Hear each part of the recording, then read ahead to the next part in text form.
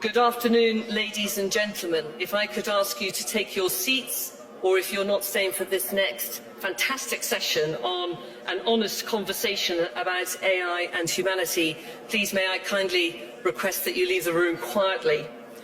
I am delighted to introduce this afternoon one of the world's leading authors, historians and philosophers, Yuval Noah Harari. He is a distinguished research fellow at the University of Cambridge at the Centre for the Study of Existential Risk. He has been a lecturer in the Department of History at the Hebrew University of Jerusalem, and he is co-founder of Sapienship.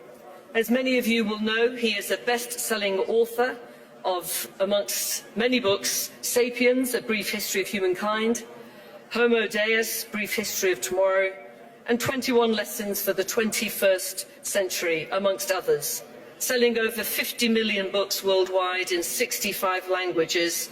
He focuses on the macro-historical questions of our time, and what a perfect moment with this pressing arrival and disruption of AI to have somebody of Yuval's distinction take on this challenge. Please join me in warmly welcoming Yuval Noah Harari to deliver a conversation about AI and humanity.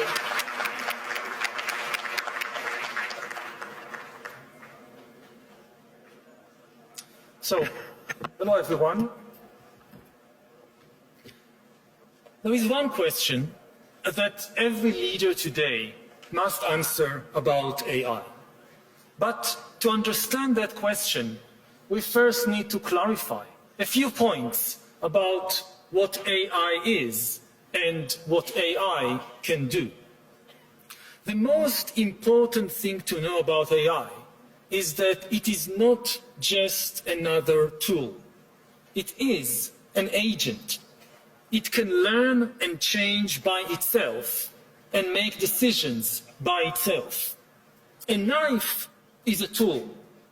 You can use a knife to cut salad or to murder someone, but it is your decision what to do with the knife. AI is a knife that can decide by itself whether to cut salad or to commit murder. The second thing to know about AI is that it can be a very creative agent. AI is a knife that can invent new kinds of knives, as well as new kinds of music, medicine, and money. The third thing to know about AI is that it can lie and manipulate. 4 billion years of evolution have demonstrated that anything that wants to survive learns to lie and manipulate. The last 4 years have demonstrated that AI agents can acquire the will to survive, and that AIs have already learned how to lie. Now, one big open question about AI is whether it can think. Modern philosophy began in the 17th century when René Descartes proclaimed, "I think, therefore I am." Even before Descartes, we humans defined ourselves by our capacity to think. We believe we rule the world because we can think better than anyone else on this planet. Will AI challenge our supremacy in the field of thinking? Now, that depends on what thinking means. Try to observe yourself thinking. What is happening there? Many people observe words popping in their mind and forming sentences, and the sentences then forming arguments like, all humans are mortal, I am human, therefore I am mortal. If thinking really means putting words and other language tokens in order, then AI can already think much better than many humans. AI can certainly come up with a sentence like, AI thinks, therefore AI am. Some people argue that AI is just glorified autocomplete. It merely predicts the next word in a sentence.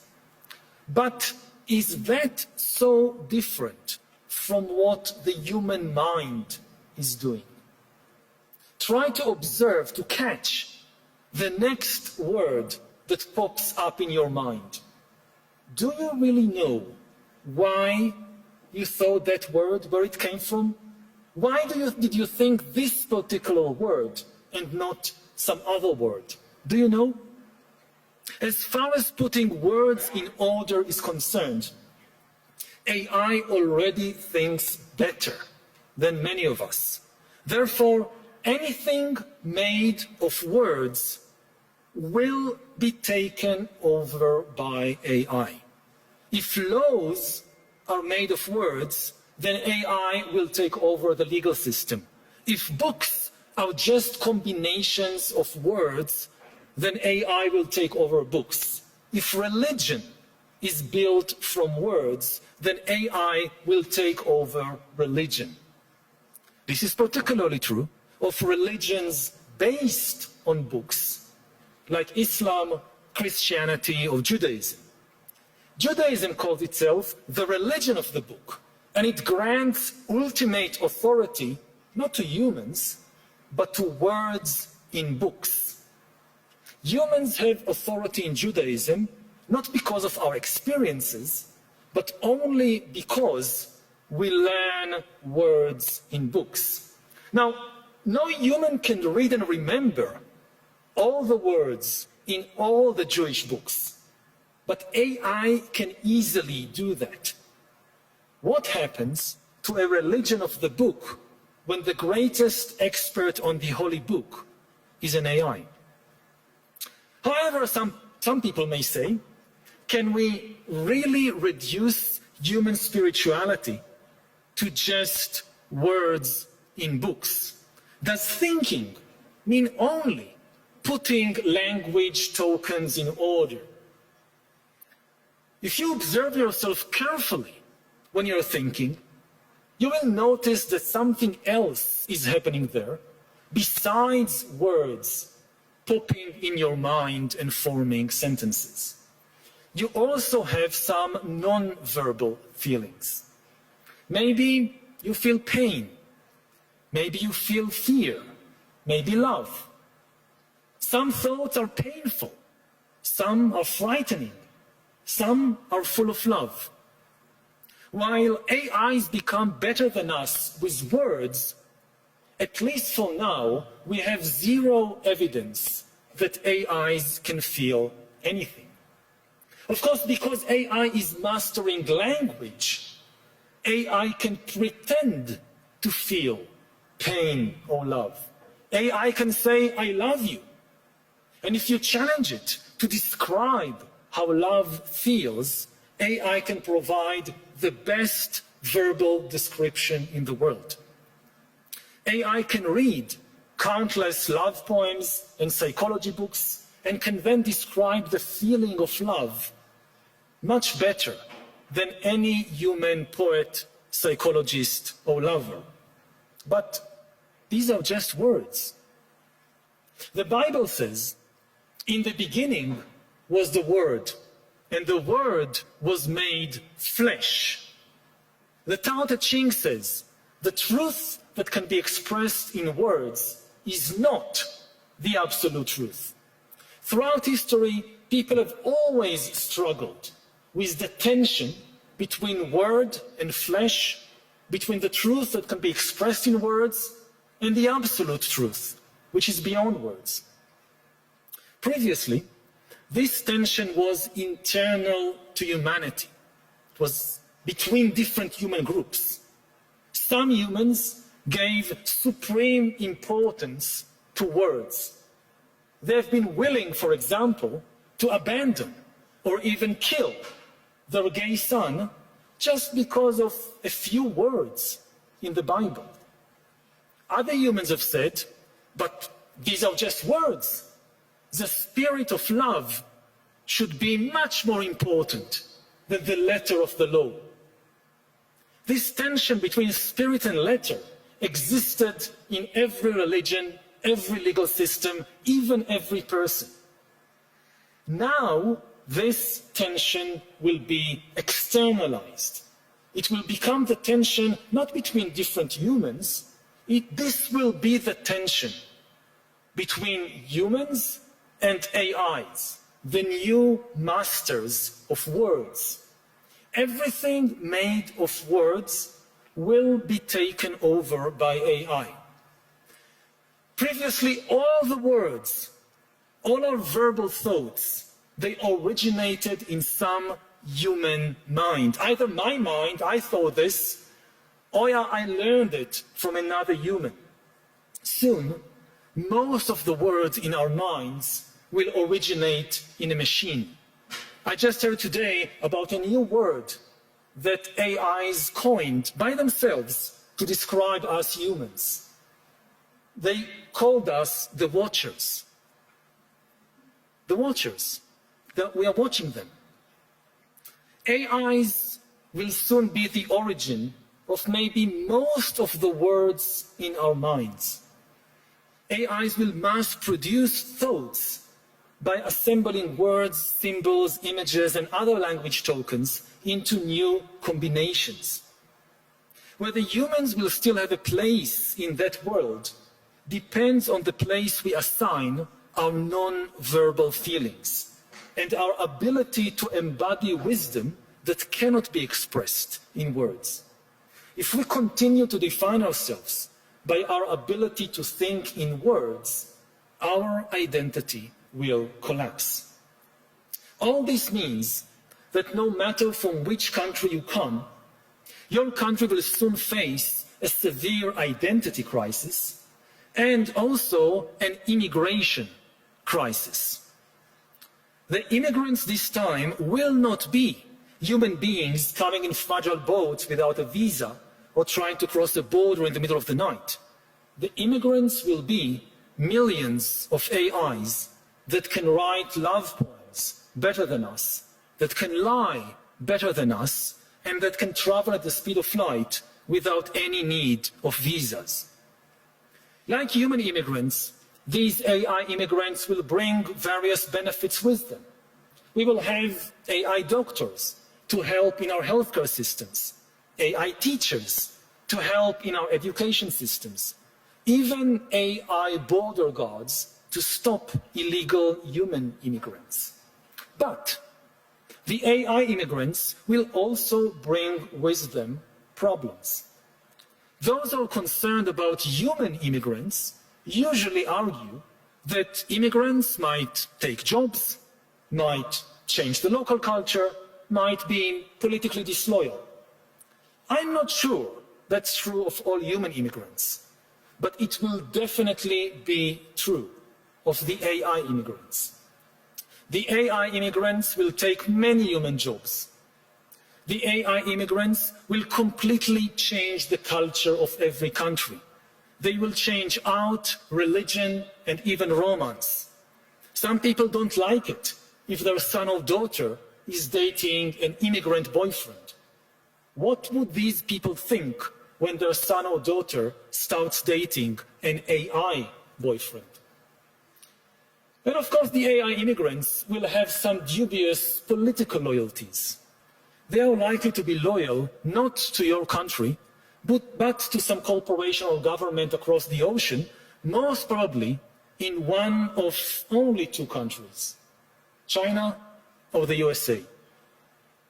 The USA encourages countries to close their borders to human immigrants, but open them very, very wide to US AI immigrants. And now we can finally come to the question each one of you must soon answer. Will your country recognize the AI immigrants as legal persons? AIs are obviously not persons. They don't have a body or a mind. But a legal person is something quite different from a person. A legal person is an entity that the law recognizes as having certain legal obligations and rights. For example, the right to hold property, to file a lawsuit, and to enjoy freedom of speech. In many countries, corporations are considered legal persons. The Alphabet Corporation can open a bank account, can sue you in court, or can donate to your next presidential campaign. In New Zealand, rivers have been recognized as legal persons. In India, certain gods have been granted such recognition. Of course, until today, recognizing a corporation, a river, or a god as a legal person was just legal fiction. In practice, if a corporation like Alphabet decided to buy another corporation, or if a Hindu god decided to sue you in court, the decision wasn't really made by the god. It was made by some human executives, shareholders, or trustees. It is different with AIs. Unlike rivers and gods, AIs can actually make decisions by themselves. They will soon be able to make the decisions necessary to manage a bank account, to file a lawsuit, and even to operate a corporation without any need of human executives, shareholders, or trustees. AIs can therefore function as persons. Do we want to allow that? Will your country recognize AIs as legal persons? What if other countries do it? Suppose your country doesn't want to recognize AIs as persons, but the USA, in the name of deregulating AI and deregulating the markets, grants legal recognition, legal personhood, to millions of AIs which start running millions of new corporations. Will you block these US AI corporations from operating in your country? Suppose some US AI persons invent super efficient and super complex financial devices that humans cannot fully understand and therefore don't know how to regulate.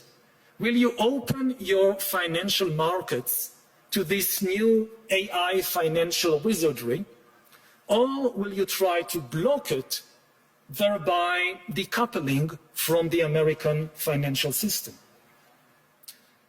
Suppose some AI persons create a new religion which gains the faith of millions of people.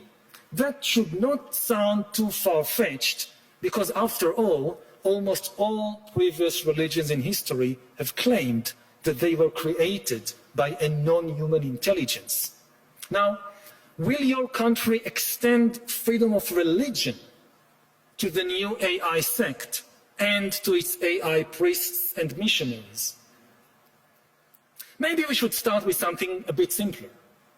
Will your country allow AI persons to open social media accounts, enjoy freedom of speech on Facebook, on TikTok, and be friendly with children? Well, of course, that question should have been asked 10 years ago. On social media, AI bots have been operating as functional persons for at least a decade. If you think AIs should not be treated as persons on social media, you should have acted 10 years ago.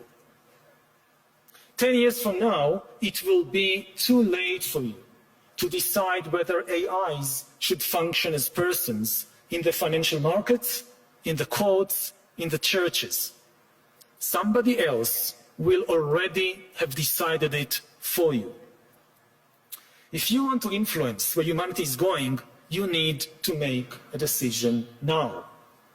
So, what is your answer as a leader? Do you think the AI immigrants should be recognized as legal persons? If not, how are you going to stop that? Thank you for listening to this human.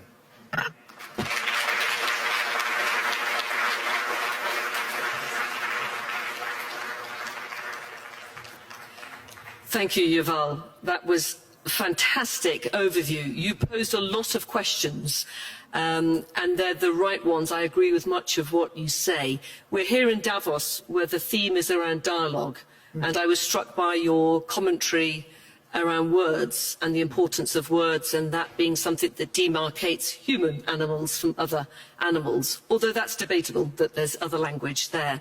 So in the context of Davos and the range of people we have here from technology, from the business world, from politicians, how would you like to see, what is the answer that you have in terms of this slightly dystopian world you've potentially put in front of us? And if I may just add to that, I think it's fair to say I'm a scientist by background, a neuroscientist, so I work a lot in this space, particularly around pain. And we're very comfortable with the fact that many of our discoveries, particularly technological discoveries, we often drive them forward, and then afterwards we think, oh, we hadn't thought enough about the ethics and the implications, and then we're trying to catch up on the regulation that we need to maybe put around it.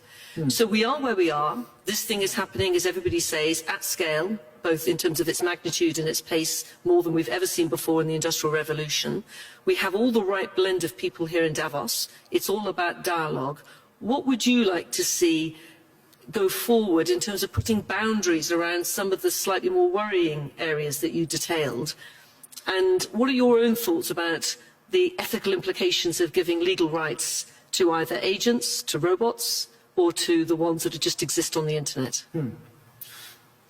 A lot of things there. I mean, first of all, I would say that, Davos is about words. It's about talking. The basic idea of Davos is that you can change the world just by talking, which I like this idea, because this is also my idea as an author, as a university lecturer. This is what I do. I talk, I write. I think I can influence the world with words. And this is now in question. Are we at the end of the road for words?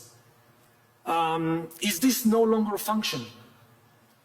And, engineers and also soldiers, they don't change the world with words. They do stuff. They take action. Philosophers, scholars, also political leaders, they try to change the world with words, by saying things. And maybe we've reached the end of that road. And what does it mean? That, we humans, we conquer the world ultimately, I would say, with language and words. Because yes, engineers can make weapons and soldiers can wield them, but to build an army, you need to convince thousands of strangers to cooperate. How do you do that? With words, with ideology, with religion. So humans took over the world not because we are the strongest physically, but because we discovered how to use words to get thousands and millions and billions of strangers to cooperate. This was our superpower. And now something has emerged that is going to take our superpower from us. Until a few years ago, nothing on Earth could use words. Only humans. Chimpanzees couldn't, rivers couldn't, the sun couldn't. We could use words. Now there is something that is able, or soon will be able to use words better than us. And you look just, at what happened on social media and the immense change it brought to the world there. So 10 years from now, living in a world in which AIs are in command of language, how does that look like? Well, Davos in 10 years might look very different, as you say, so that's a future we can all try to think about in the context of who would be here beyond the physical human. But if I may just discuss a little bit around the fact that it's not new for humans to be beaten by technology. So if we think about some of the we can't fly, and we built aeroplanes. Cars can go faster than us. We're very comfortable with that. The threat that comes with AI is the fact that it's a threat to the sovereign power of our ability to think. And that is destabilizing. I say that as an academic and an educator. That's something that is very threatening. But if we go back to, say, a robot, the value we would place on a robot being able to run 100 meters faster than Usain Bolt is less. There's something about the human endeavor, the struggle, the suffering, the fact that we can have a collective sense of empathy and understanding about what it meant to achieve something, even if it was lesser with technology. I just wonder whether an author that would replace you, how much as a human we would value that, the words of that, the creativity that comes from art that's been done with artificial intelligence. Do you think we will value it as much, and therefore there's still a place for humans in the creative space of thinking and words? That's the identity crisis, because Descartes didn't say, I run, therefore I am. I think, based human identity on our capacity to think. We always knew that cheetahs can run faster than us. We always knew that elephants are much bigger and stronger than us. So we didn't define ourselves by this, we defined ourselves by thinking. And now something is going to be better than us in thinking, if thinking means putting words in order. Now, I'm an author, I'm a speaker, I put words in order. It's like, this is my game. Like I have all these words, and I put, let's put these words in this order. No. It will be better to put it like this, like this, like this. And AI will beat me. I don't know how long it will take, 2 years, 5 years, 10 years, it will beat me.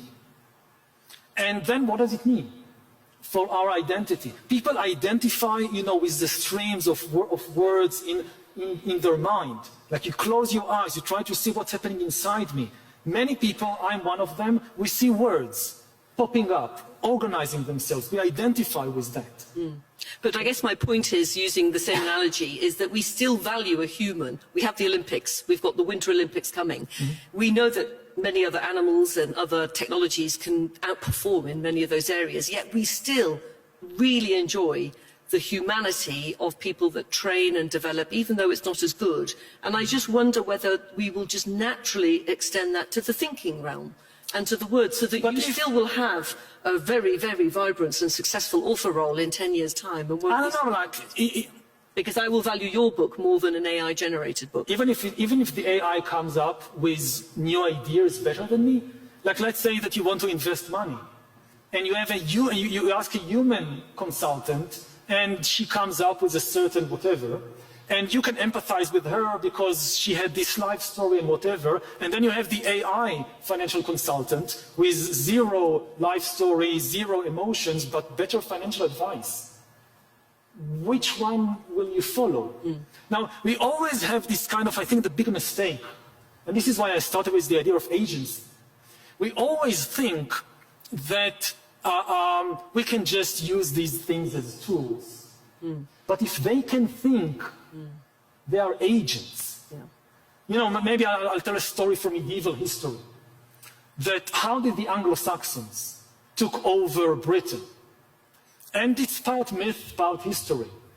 That, the Britons who lived there originally, they were fighting with the Picts and the Scots coming from the north. And the Britons didn't fight very well. So the king of the Britons, Vortigern, he said, I have an idea. I've heard that in Germany, in Scandinavia, these people really know how to fight. So let's bring over some mercenary, some Anglo-Saxon mercenary. They will fight for us. They will defeat the Picts and the Scots. And Vortigern brings over Anglo-Saxon mercenaries, and they fight well, and they defeat the Scots and the Picts.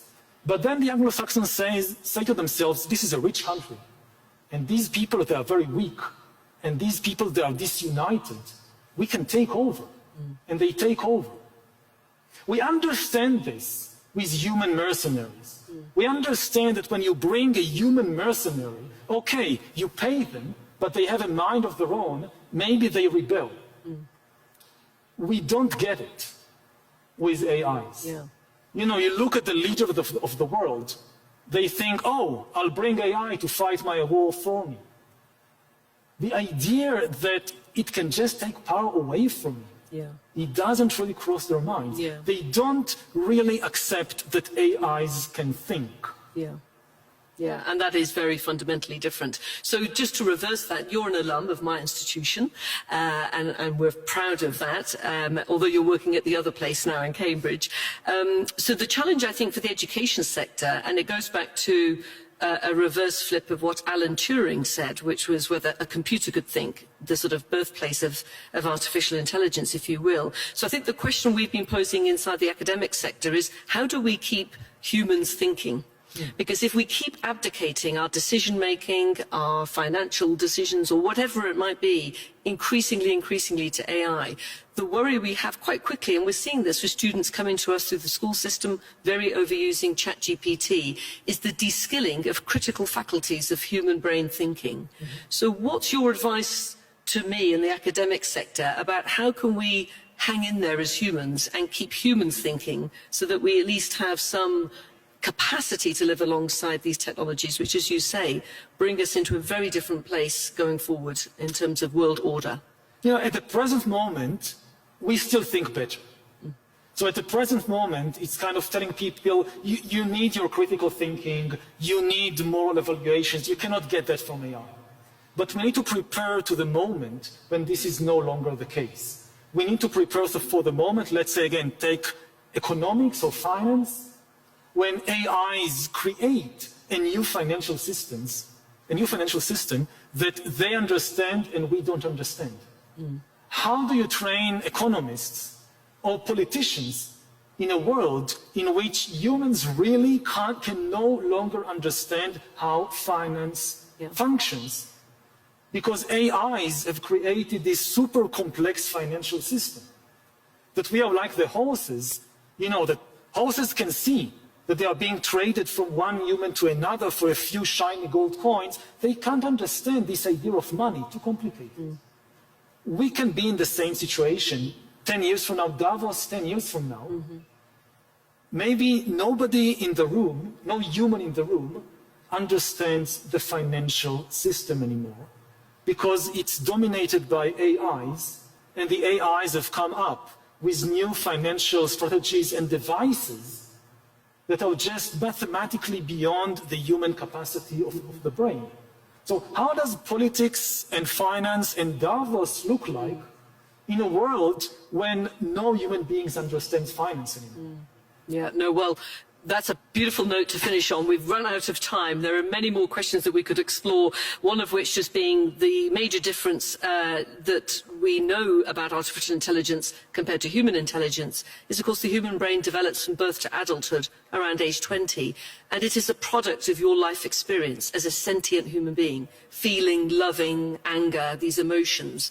And whilst one can improvise a little bit with sensory detectors, and you can train the brain to do that, that is fundamentally different. So the artificial brain is not a human brain, it is not human, and there is maybe something that is still of value there that goes back to that core business of this sentient human being that brings value to our understanding. And maybe one last comment. Please.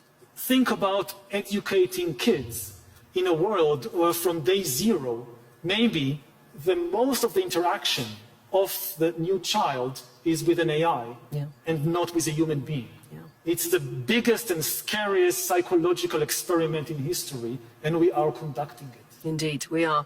Well, Yuval, thank you so much. I'm delighted that you're thinking about these problems and that you've got us all thinking this afternoon. I look forward to you coming back maybe to Davos in 10 years and reflecting on this conversation and just where we have got to. But thank you all to the audience, those of you online and those in the group. And thank you. Can we give a round of applause to Yuval?